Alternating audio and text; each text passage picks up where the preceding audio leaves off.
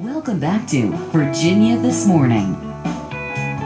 Born the youngest into a very musical family right here in Richmond, Adrian Duke has been making music his entire life. He played guitar in rock bands and in his teens, and he played in country groups during his 20s. Wow, that's about that. Now Adrian's moved on to a new instrument and a new influence. Adrian Duke and Samson Trinh, who plays with the Adrian Duke Project, join us this morning. Thanks for coming in, guys. We know this is early since you had a gig last night at the museum. Played last night at the museum. Yeah, that was an early night. Got out of there about 9 o'clock or so. That's an early night for a musician, isn't it? Absolutely. Let's talk a little bit about your group here for a second. You brought Samson with you, who's one of the best saxophone players in Central Virginia. Wow. Well, I want some free lessons, is what I'm shooting for. When you look around Richmond, there are so many talented musicians. You don't have the same guys playing with you all the time, do you?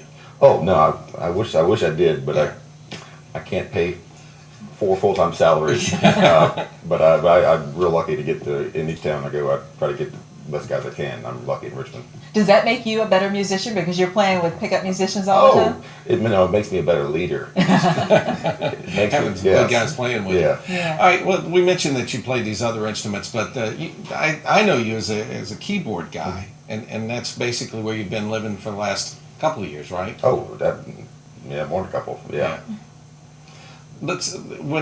How do you describe your music? Because I describe it as soul or blues almost. I think it definitely has a lot of similarities with early soul, like the 1950s Ray Charles stuff. But definitely a lot of the early New Orleans piano players. Yeah. It's kind of where I got my real passion from.